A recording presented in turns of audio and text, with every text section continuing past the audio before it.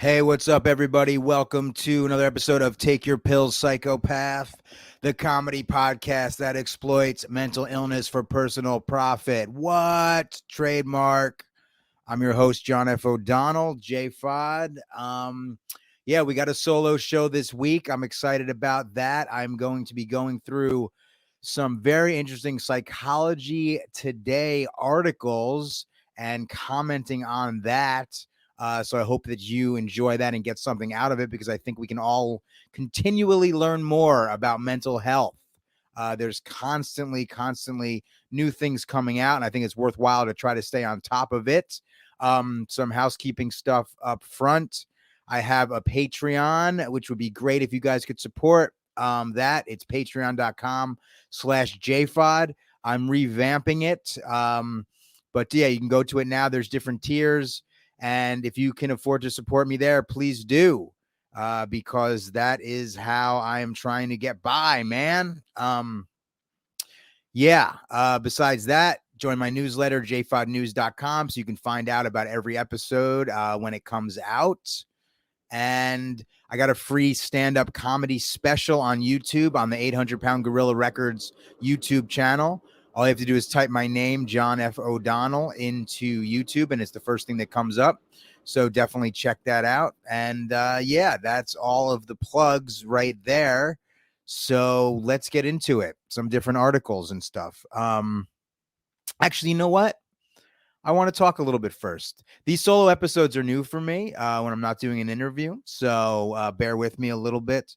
I've done solo episodes when I'm talking about different news stuff, but to talk about mental health stuff in a solo capacity is something I'm working on. I guess I should check in with myself.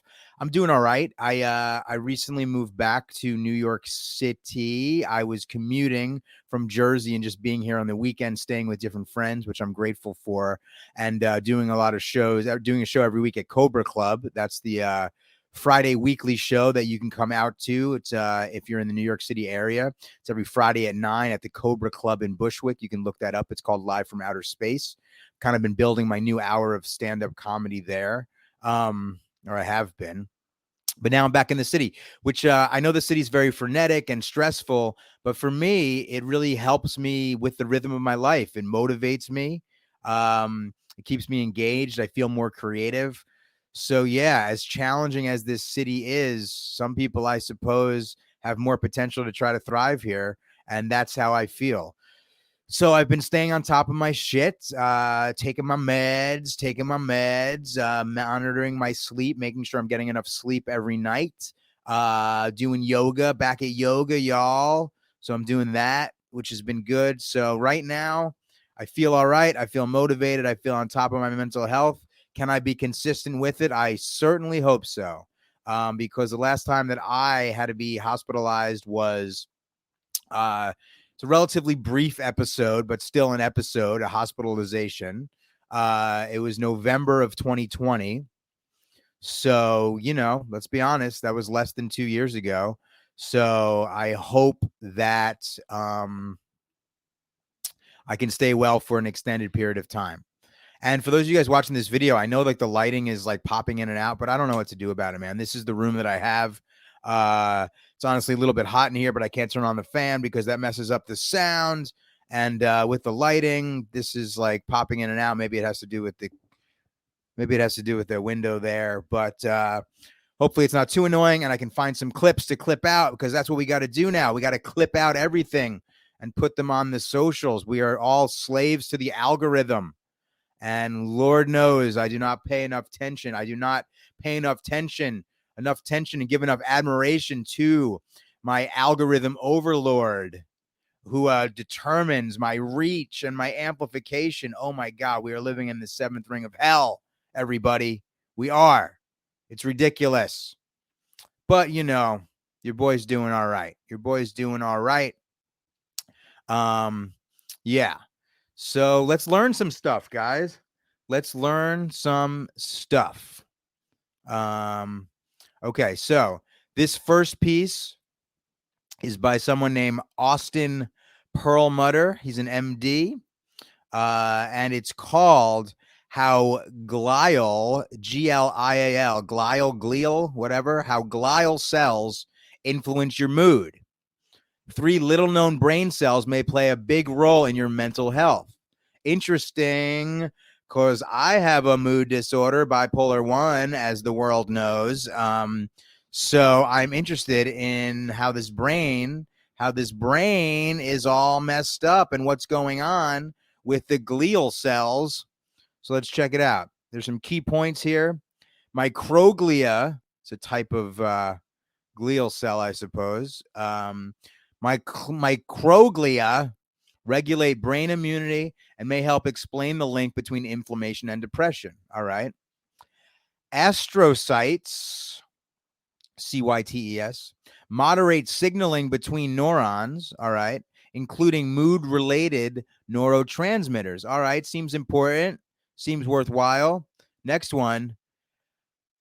Oligodendrocytes. All right. Create insulating covering over neurons, but may also influence multiple aspects of neuron function related to mood. Ooh, interesting. All right, so here we go. Despite all our scientific advances over the last century, mood disorders like depression and anxiety and bipolar disorder remain incredibly common and difficult to treat effectively. I hear that, sister.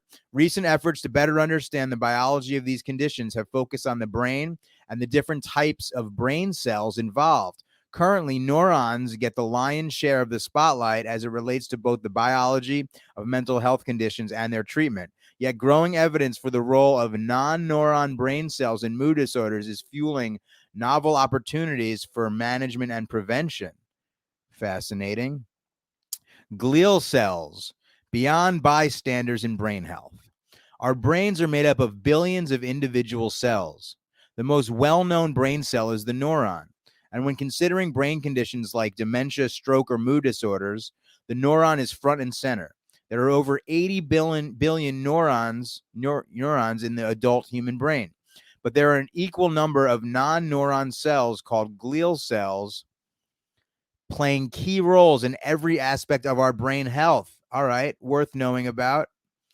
Glial cells, named for the Greek word glue, were first thought to represent connective tissue in the brain, basically just a support system for neurons. Interesting. Let me share the screen. Oh, I forgot that I'm doing a live stream here. Yeah. Sorry, guys. Give me one moment here. Sharing this. Cool. There we go. All right, now we're good. All right, glial cells,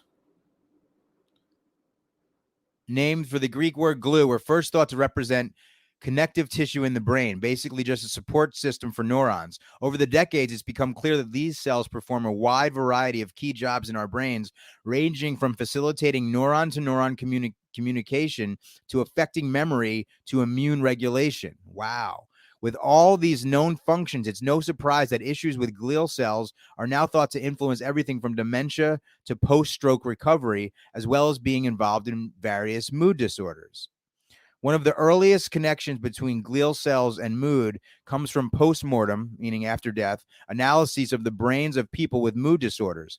In a series of small studies, changes in the glial cell density and number were reported in brain areas like the anterior cingulate cortex, the prefrontal cortex, and the amygdala, all regions implicated in mood regulation. Since then, imaging, laboratory, and cell studies have revealed a complex and fascinating role of glial cells in mood disorders. This is fascinating. Microglia, immune orchestrators of your brain. An incredible boundary called the blood-brain barrier, BBB, separates our brains from the rest of our bodies, keeping out most microbes and immune cells. But the existence of the BBB doesn't mean the brain doesn't participate in immunity. In fact, the brain has its own dedicated immune cells that patrol the brain for microbes, damage, or other problems. These cells are called microglial cells, and they are understood to be vital to our brain health and increasingly to our mood. As regulators of the brain's immune state, microglia are key to keeping brain inflammation in balance.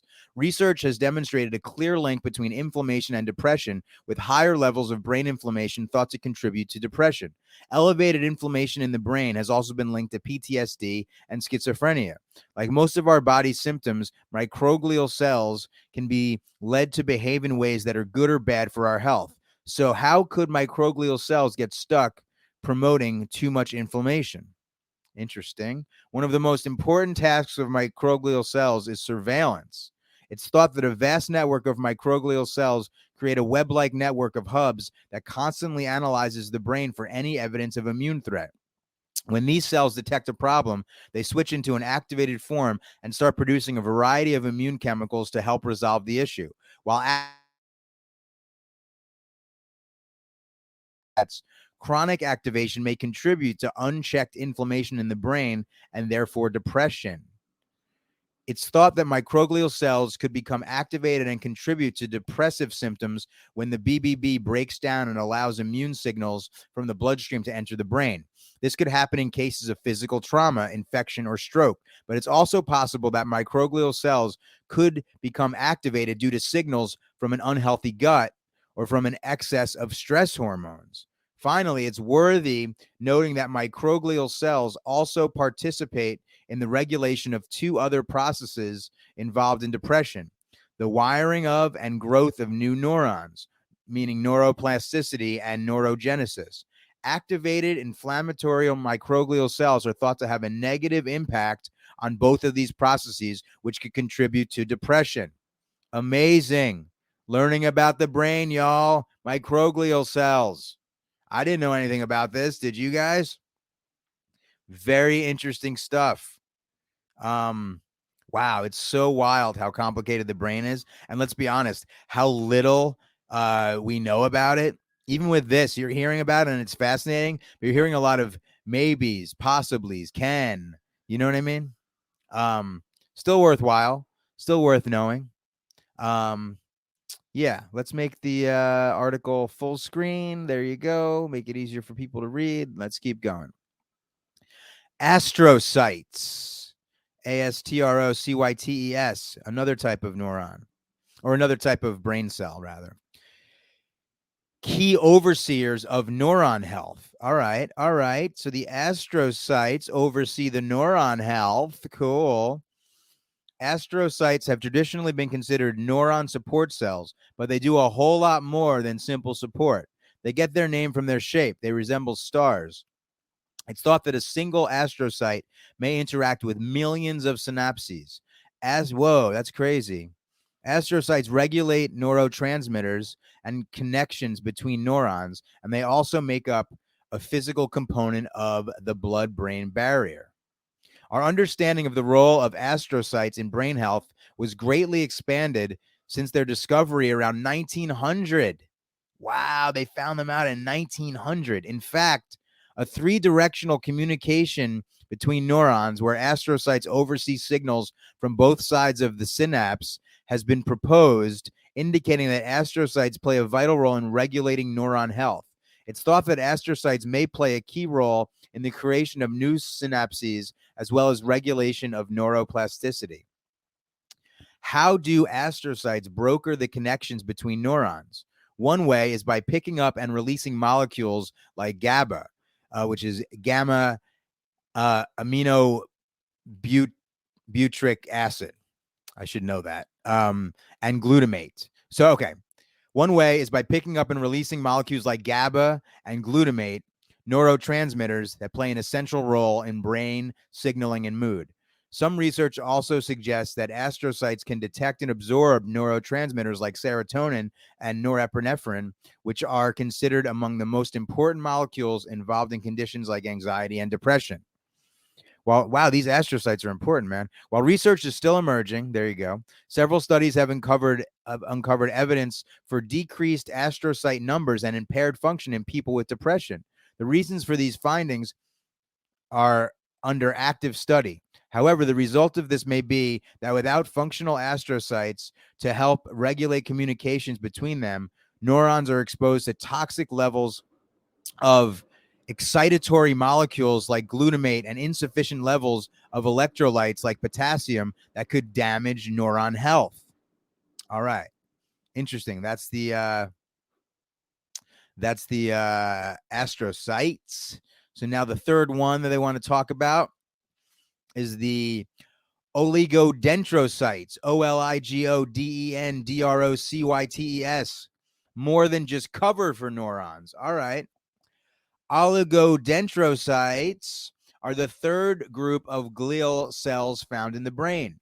Their best established role in brain health relates to their production of myelin, the white covering that coats some neuron bodies and allows for quick signal transmission across the brain and spinal cord. Neurons with myelin are called white matter, while unmyelinated neurons are called gray matter. Okay. Further research on oligodendrocytes shows that they also influence brain energy, learning, and memory. A number of connections between oligodendrocyte health and depression have been made through imaging studies. For example, subjecting mice to social insulation, which has been associated with depression in humans, was linked to changes in oligodendrocyte structure and function. These changes correlated with impairments in correlated with impairments with neuron myelination in the prefrontal cortex, a key region of the brain implicated in depression. Like other glial cells, oligodendrocytes have receptors for neurotransmitters like serotonin and dopamine, stress hormones, and immune signals. This means they're sensitive to environmental influences, and as oligodendrocytes are capable of producing pro or anti-inflammatory signals, it's highly likely that these cells are actively participating in the moment-to-moment health of neuron and our mental health beyond contributing to myelination. Wow. Also seems pretty freaking important. So that's oligodendrocytes or oligodendrocytes. Why are the words always so complicated? Yeah, so just to wrap up this article, what comes next? Mental health remains one of the biggest challenges faced by the world today. Conventional therapies, even when available, fail to benefit up to 1/3 of treated patients. That's wild. Yet the growing understanding of depression neurobiology opens the door to a more nuanced use of existing treatments, leveraging targeted lifestyle interventions and knowledge of potential preventative strategies. Though neurons remain at the forefront of depression conversations, existing and ongoing research of glial cells is likely to expand the vanguard of how we discuss and approach a wide range of mental illnesses. Yeah, glial cells, y'all. Huh? Everybody's talking about neurons. Neurons is kind of like, you know, if you're in New York, you'd understand this. In Brooklyn, neurons are kind of like Bushwick. It's been gentrified a lot. Glial cells are kind of like Ridgewood, the neighborhood that's north of it. That some things are starting to change and stuff like that, but it's not getting as much attention. Is that a good analogy? Is that a terrible analogy? Is it a gentrification analogy? Like, was I implying that gentrification is good because I don't think that that's the case? It's a complicated situation. Anyway, I tried. But yeah, glial cells worth knowing about, affecting mood, affecting a lot of different things. Glial cells protecting neurons in a lot of ways, covering neurons. Fascinating stuff. I never knew about that. You know what I mean? Let's bring me back up onto camera. Cool. Yeah, man. There's so much out there that has to do with our mental health. The brain is so freaking complicated. I guess that begs the question, are there things we can actively do to protect our mental health? Of course there are. We're always talking about that on this show. We're always talking about making your mental wellness central to your life. We're talking about diet. We're talking about exercise. We're talking about mindfulness practice. We're talking about meds if that is necessary, if that's part of your deal. For me, it is. I feel so torn about it because I hate Big Pharma so much. I don't trust them. I know they don't care if we live or die, yet I consume their product. So that is troubling to me. But, life is complicated. Life is hard. So this next article goes right to the heart of this, of what we should do, of what we should ask ourselves is good for our mental health or not. The article is called "Should You Nix the News? A Personal Perspective Withdrawing from Cycles of Perpetual Crisis Makes Sense." Yeah. As somebody who has been a news junkie, as somebody who has delved deep down political rabbit holes and commented on it. Oh, goodness gracious. Is it healthy to separate from the news? Holy fuck. Yes, it is. Yes, it certainly is. Let's read this. Let's read about that from a psychological perspective. Let's do that.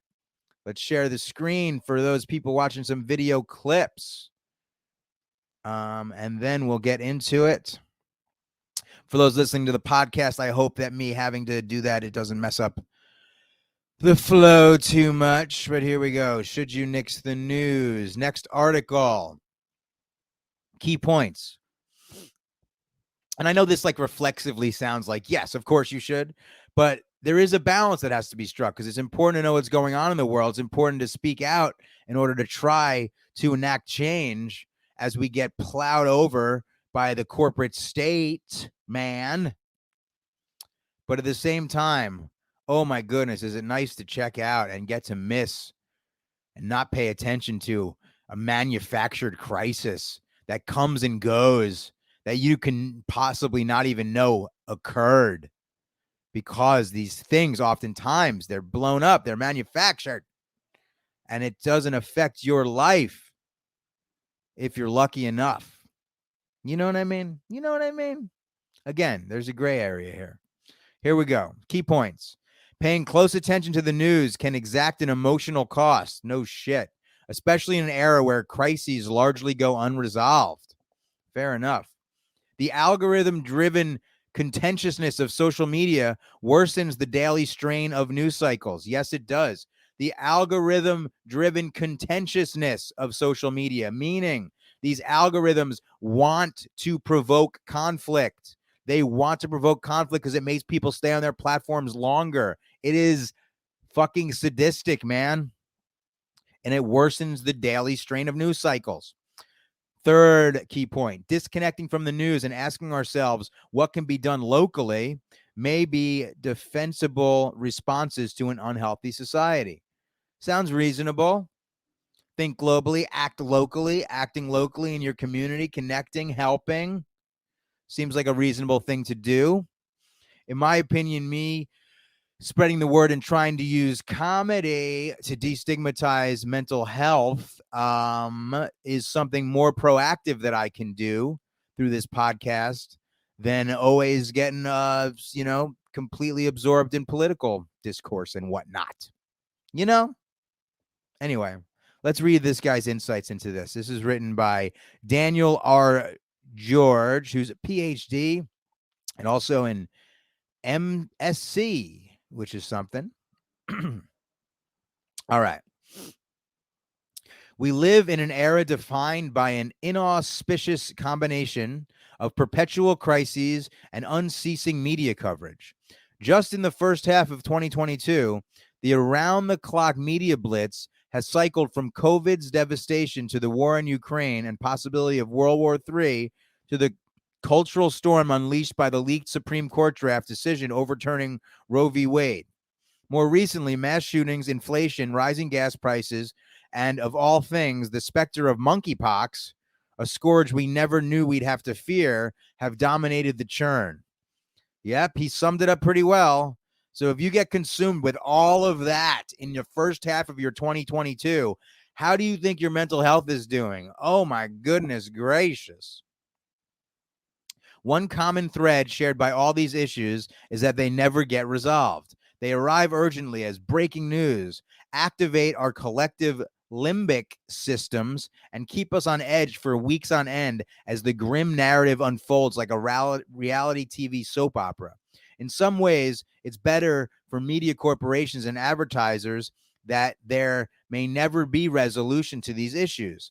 Endless states of emergency drive ratings and revenue, and thus outlets are incentivized to inflate threats and their potential consequences. Yes, the media is a clear and present danger to the American public.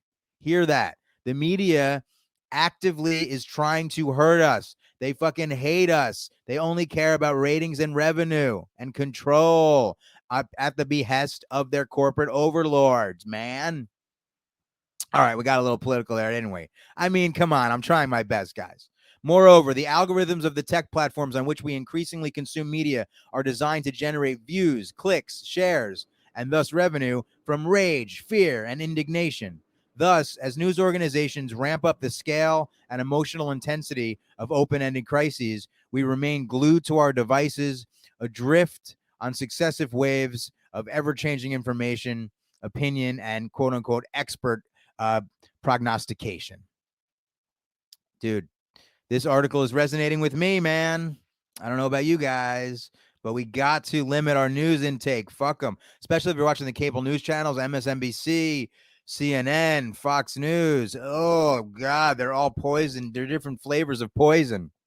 The added emotional strain of social networks. Yeah. In our divisive era, the high-profile tragedies of the 2020s invariably get refracted online through ideological filters. This renders impossible not only agreed upon resolution to issues, but also any semblance of a shared reality. Different media networks, publications, and platforms produce competing quote unquote reality tunnels for users, and we must live with this unsettling incommensurability of worldviews. Yes, they create purposefully antagonistic points of view about the same topics, man. They hate us. Yeah. And because social media and its algorithms play such a central role in the lives of millions of Americans, there is added pressure to negotiate these fragmented interpretations of the news within one's networks. Are mass shootings an impetus for common sense gun control legislation and the fault of the NRA's powerful lobbying arm? Or do they underscore the need for better mental health provision in the U.S. and the right of the quote unquote good guy citizens to maintain equal and opposite firepower? Odds are the habits of one's daily news consumption and the structure of one's social networks will dictate where they fall on the ideological spectrum of such issues. Quote unquote smart data processing algorithms learn from our behaviors and prioritize information that feels increasingly important, relevant, and irrefutably true. Yep. The algorithm overlords are mistreating us, everybody. When these competing interpretations of tragedies are unleashed into social media spaces, it can become enormously acrimonious. Failing to express, signal, or boost the proper opinions can put one at risk for social judgment and ostracization. Resentments can build as friends, family, and coworkers endorse different values and convictions consistent with their reality tunnels, or their echo chambers would be another way to describe that. And in despite of this daily dance of never-ending revenue-generating hostility, nothing ever seems to change or ever approach catharsis. We're just left with simmering anger and sadness about things none of us can control. Exactly. These things are outside of our control, man. And look, I'm the first to admit that I've gotten obsessed with stuff. I have scurried down political rabbit holes. I got obsessed with the World Economic Forum and the Great Reset and the Fourth Industrial Revolution and transhumanism and the transnational capital class and global governance and the rebranding of shareholder capitalism to stakeholder capitalism, all of that stuff, which is happening and is important to know about. But at the same time, holy shit, we have to live our lives day to day, man. Ugh. In this period of cultural stagnation, lifespans are falling. Loneliness and deaths of despair are rising. Income and wealth inequality are at record levels. And the bureaucratic state, whether under Republican or Democratic rule, has proven fundamentally incapable of dealing with any of our era-defining crises. I like that this guy is nonpartisan, man. I like that this guy is separated from the two-party duopoly fucking monster system. Meanwhile, we've never been more terrified, divided, or disembodied. It is almost as if we're living at a moment when time stands still, but things get incrementally worse every day for normal people. And each morning, the news reliably delivers dispatches from the front of the latest worsening crisis. Social media erupts in paroxysms of agitation. Friend enemy distinctions deepen, and the whole vicious cycle repeats. Without a legitimate democratic political process, there is only detached spectacle in a perpetual present. Wow, perpetual present. What do we do in the face of this? As someone who has been politically engaged his whole life, and more recently quite invested in the Bernie Sanders campaigns of 2016 and 2020. Oh, he stuck with Bernie for 2020, huh? Yee. It is difficult to pull away from the daily churn of crises. It can feel irresponsible and inhumane, an abdication of civic responsibility. But given the current cultural constellation, disconnecting may be a defensible response to an unhealthy society. The mental health burden of staying plugged into deeply deleterious media consumption is wearing on many people. Who enjoys reading the news in the morning? Who feels it is deepening their humanity, enriching their sense of the world and the cosmos, helping them self-actualize in some meaningful direction, or deepening bonds with family, friends, or neighbors? Odds are that may feel it is doing just the opposite. Odds are that many feel it is doing just the opposite. Yeah, very right. So turning off the news, i.e. the perpetual emergency machine, and tuning into the deeper calling of one's being and sense of quote unquote the good may be one possible step to regaining better balance. There may also be wisdom in refocusing on one's local community. There you go. There we go.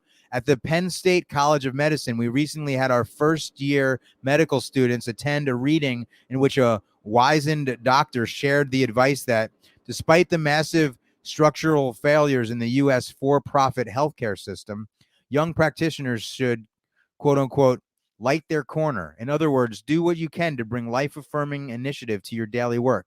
Fix what you can and hold at an emotional remove what you can't. So too can we ask ourselves, what can be done locally to alleviate human suffering, to reduce alienation and atomization, to create beauty, virtue, and love, and to restore neighborliness, unity, compassion, and social connection? Well said. Very well said.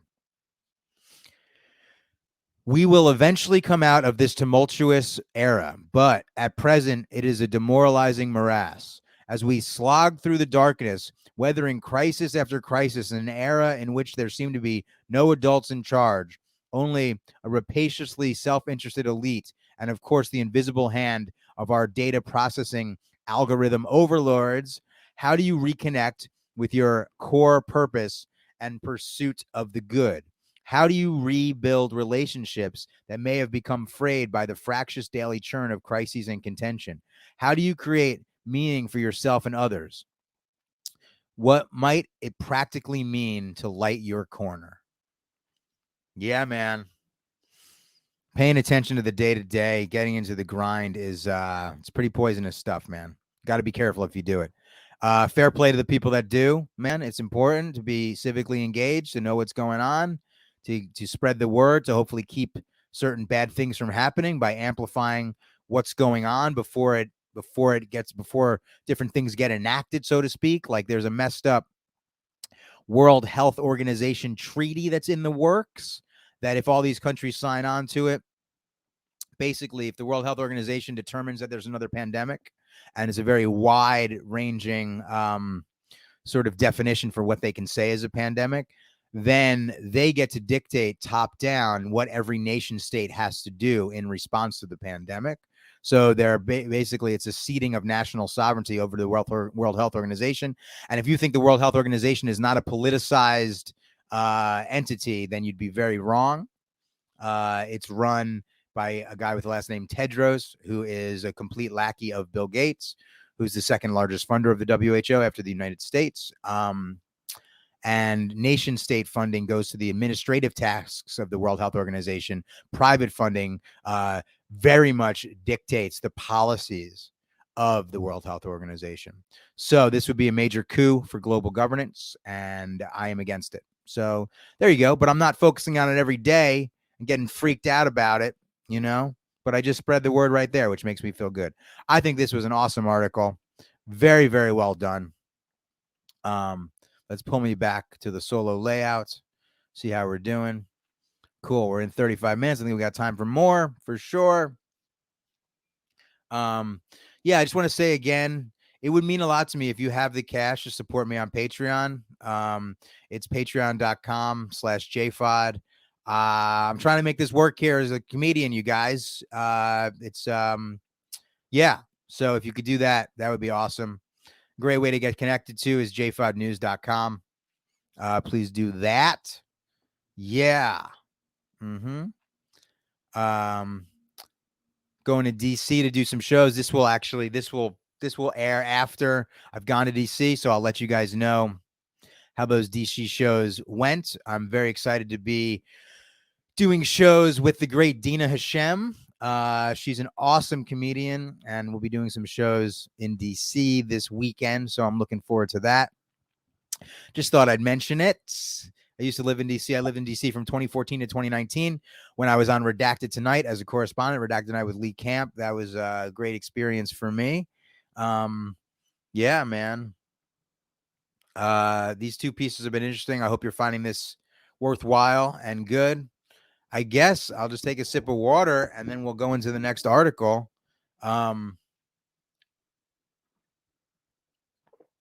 Because this next one is pretty interesting and it's something I don't know too much about. It's called 8 Signs of Histrionic Personality Disorder. Ooh, histrionic personality disorder, you guys, juicy. They crave the attention of others and do whatever it takes to attain it. Interesting.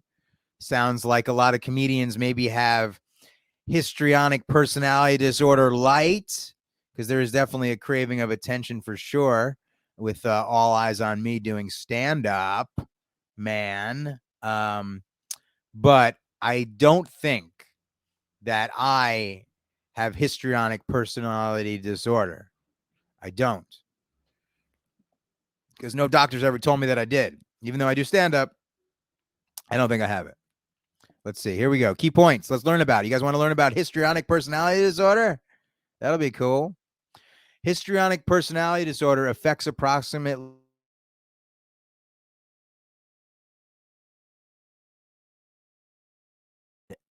Deges White, PhD. Cool. Or Degs White. Histrionic personality disorder affects approximately 2% of the population. HPD shares some characteristics of narcissistic personality disorder, but there are distinct differences. Connections with individuals with HPD can be extremely disappointing due to the uneven emotional investment in the relationship. Now, I always thought histrionic meant like when somebody's acting histrionic, they're acting kind of like over the top, or they're very intense or extreme in their expression of themselves, like histrionic. That's what I thought that word meant. Let's see. Histrionic personality disorder affects approximately 2% of the population. While it is diagnosed across genders, females are diagnosed with this disorder more often. Some of the quote-unquote tells that indicate a person may have HPD include excessive flamboyance in behavior, appearance, attire, and responses to those around them.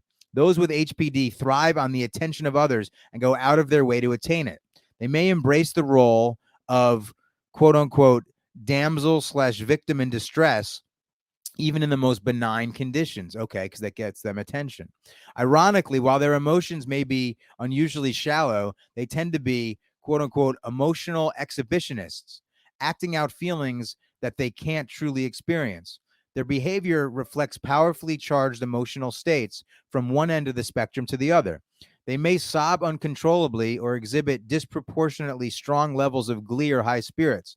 There is no in between, and they will play to an audience with unbounded enthusiasm.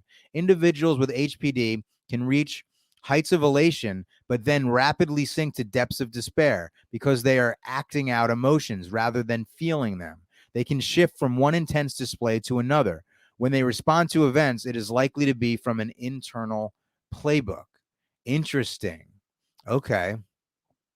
Because their energy is devoted to gaining the attention and often the sympathy of others, they learn how to project an image of themselves that grabs the spotlight they crave. Depending on their audience, they may rely on well-developed powers of seduction and sexual attraction to get noticed and capture the gaze and interest of those around them. Yeah. All right, this is interesting. I feel like there's some overlaps or kind of adjacent sort of stuff to when somebody's in a manic episode, because there definitely seems to be a craving of attention, I suppose. There is the use of the powers of seduction and sexual attraction to hook up. I don't know. Let's see. Career disruption. Because individuals with HPD tend to bore easily, they may quickly tire of routines, jobs, friends, and romantic partners. Their careers may reflect multiple zigzags and abrupt stops and starts as they tend to move from job to job with little regret over lost opportunities. Being fired, in fact, may be more fodder for their attention-seeking behaviors. Ditching a job, leaving coworkers, or just moving on doesn't cause them the same concern as it might for others due to their inability to authentically experience their lives. Okay, this is different. This is different from bipolar disorder. There's a deep, deep amount of feeling of one's life to an unhealthy degree. Wow, this is fascinating. Relationships risks. Maintaining authentic relationships is challenging for people living with HPD, as they have spent a lifetime play acting their feelings. This diminishes their ability to form intimate relationships. They are typically incapable of being honest with others since they cannot be honest with themselves. Sadly, their lack of care for deep connections can leave friends and partners feeling frozen out and empty. That is sad. The histrionic paradox is that these individuals often assume their relationships with others are much deeper and more intimate than they truly are. Because they have a limited understanding of self-intimacy or authenticity, they assume that even casual friends are quote-unquote besties, or that all romantic partners or hookups are quote-unquote soulmates. Yet these relationships often lack substance. Sending out sexually charged signals and dressing in sexually provocative ways may be part of the pattern for individuals with HPD. Not unexpectedly, such overt efforts to attract the sexual gaze of others can be experienced as a threat to friends whose partners may be the target of these efforts. This perceived threat can lead these friends to break up with the person displaying histrionic behaviors as an act of both self-preservation and relationship protection. Histrionic individuals tend to burn bridges in relationships, but they don't necessarily mourn these losses the same way others might. Former friends, ex-partners, and family members may experience symptoms of depression or suffer from grief and isolation as they fall out of focus for the person with HPD. Histrionic individuals are able to let go of past failures and keep their eyes trained on their next potential conquest. Okay. It's a terrible situation to not be able to really connect with somebody but desperately want to. That sounds awful. That sounds really, really rough and difficult to deal with, man. Wow. I guess there's silver lining in the respect that they don't have to feel the pain and grief of losing somebody. I don't know, man. This is challenging. Kind of narcissistic, kind of not. While histrionic people may crave the same level of attention that narcissists do, the type of attention that satisfies them is markedly different from what narcissists seek. Narcissists have inflated self-images which are maintained through shows of admiration and praise from others. Individuals with HPD often have low self-esteem, and their hunger for attention is satisfied whether they receive positive or negative attention. Okay. They may willingly make fools of themselves if it will get them the attention they crave. A narcissist, however, will do everything possible to avoid losing face, as their self-image is everything to them. 8 symptoms of histrionic personality disorder. Here we go. Individuals with these characteristics consistently engage in behaviors designed to attract the attention of others, whether they are viewed as a hero who deserves exaltation or a victim who needs rescue. To that end, they exhibit elevated levels of emotional dysregulation and use emotional displays to attract the audience and attention they crave. According to the DSM-5, that's the Diagnostic and Statistical Manual of Mental Illnesses, DSM-5. Histrionic personality disorder is typically first exhibited in early adulthood and may be diagnosed when 5 of these 8 symptoms are exhibited. Uncomfortable when they are not the center of attention. Engages in inappropriate sexual, seductive, or provocative behavior to gain attention. Displays rapid shifting and superficial expression of emotions. Consistently uses their physical appearance to draw attention to self. Uses an excessively vague style of speech that lacks detail. Engages in theatrical performative behaviors and exaggerated expressions of emotion. Is suggestible and easily influenced by others around them. Considers relationships to be more intimate than they actually are. All right. So that's histrionic personality disorder. Interesting. I'm going to say that I'm not that. Let's go through and I'll do my self check. Uncomfortable when they're not the center of attention. I would say that I am not uncomfortable when I'm not the center of attention. I like being the center of attention at times in an appropriate manner, mostly performing on stage, doing stand-up, which is a socially acceptable way to be the center of attention in a weird sort of subculture. Engages in inappropriate, sexually seductive, or provocative behavior to gain attention. Nah. Displays rapidly shifting and superficial expression of emotions. Nah. Consistently use their physical appearance to draw attention to self. Well, couldn't not do it if I tried, y'all. JK. No. Uses an excessively vague style of speech that lacks detail. Nope. Engages in theatrical performative behaviors and exaggerates expressions of emotion. No. But maybe I'm like that when I'm manic. Is suggestible and easily influenced by others around them. No. Considers relationships to be more intimate than they actually are. No. So, that is histrionic personality disorder. Yeah, that sounds like a very difficult thing to deal with. I hope people that are dealing with it are able to get some relief. This article, unfortunately, does not mention treatment for it. I know that things like narcissistic personality disorder are very difficult to treat. Things like borderline personality disorder are very difficult to treat. There is treatment for borderline personality disorder. Often that's connected to narcissistic personality disorder. Maybe some of those same treatments can be used for histrionic personality disorder. Yeah. There's a great episode, 2-part episode of Take Your Pill Psychopath, where I interviewed Jen Tisdale about her borderline personality disorder. You should look it up. I'm pretty sure it's episodes 10 and 11. She really, really delves into what it's like to have that disorder in a really open and honest and funny way. And she talks about treatment and stuff too. Definitely worth checking out, for sure. Cool. You know what? Let's do one more article. How about that? Please, guys, give me feedback. Let me know. Email me at takeyourpillspod@gmail.com. I'd love to hear from people. So I'll be honest, I was doing the podcast about mental health.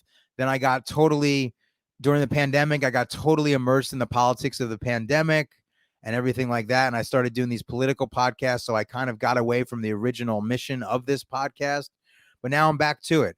So I'd love to hear from people. I'd love for someone to drop me a line just to say what's working, what's not working, just to say hello. Just connect with the audience at takeyourpillspod@gmail.com. Would be really cool. So I'm trying to build this thing.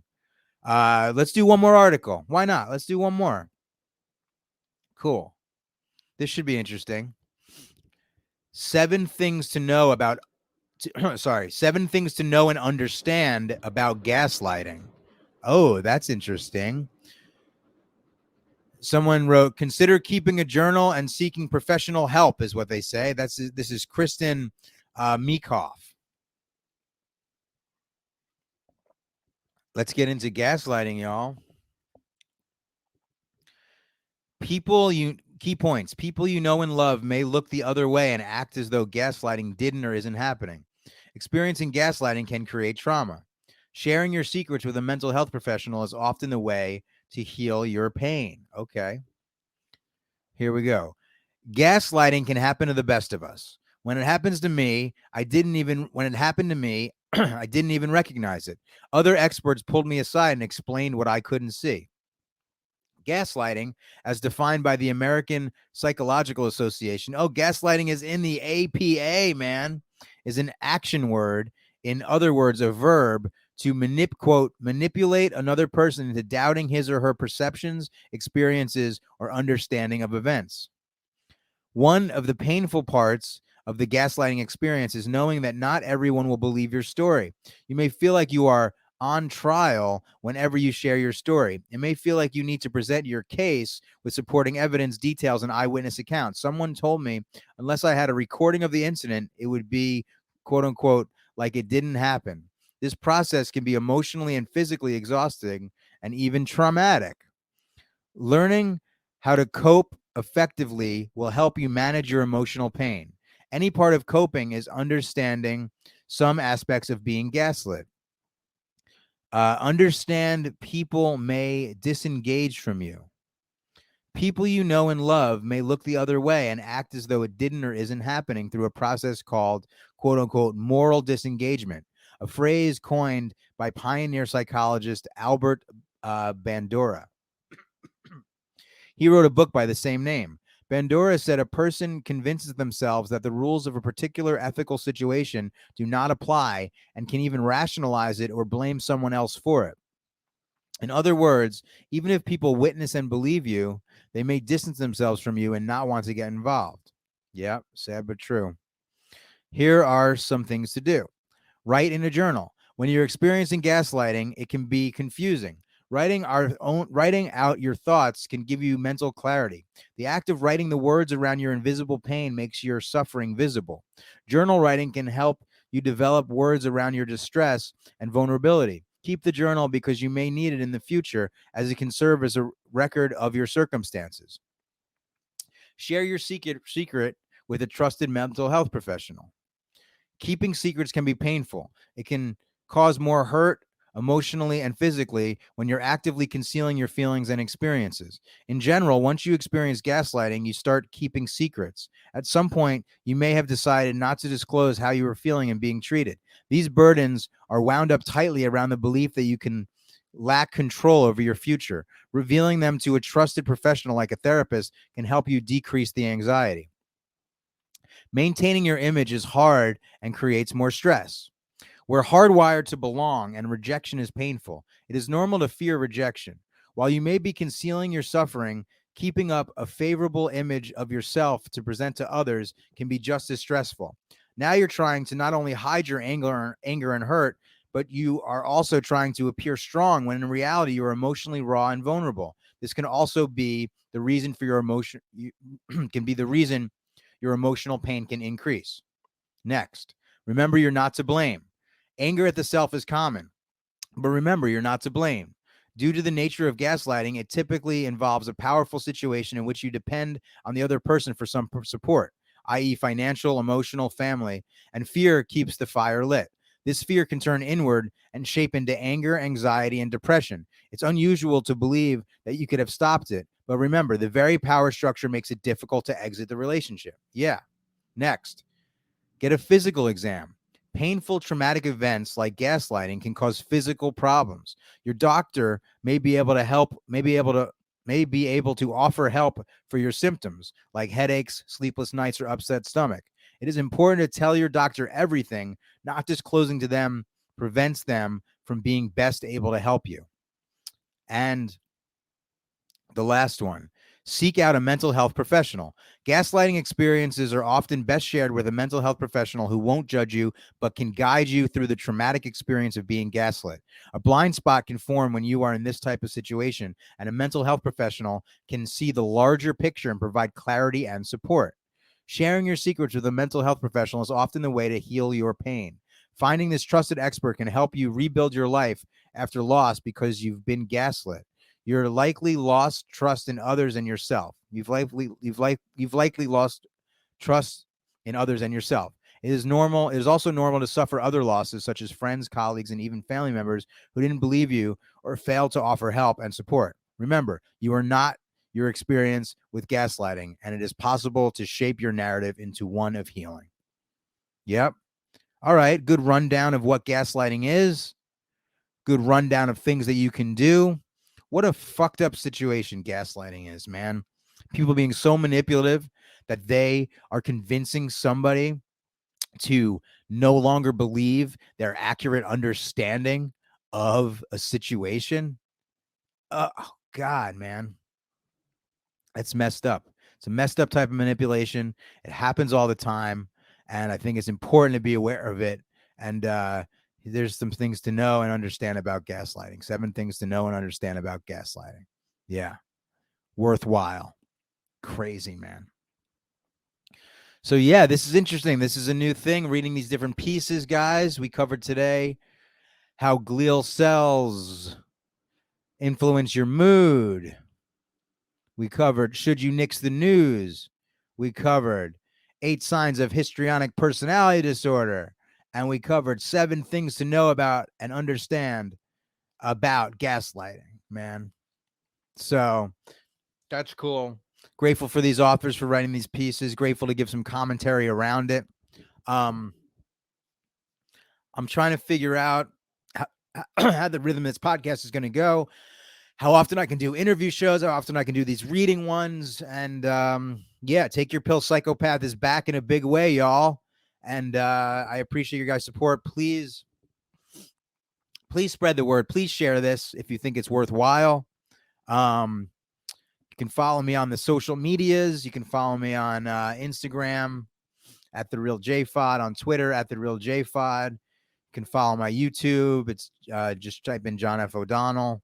Yeah, again, I've been letting people know about the Patreon now. So if you can afford to, as I was saying earlier, support me there. This is what's going on, man. This has been another episode of Take Your Pills Psychopath, the comedy podcast that exploits mental illness for personal profit. What? Trademark. I'm John F. O'Donnell.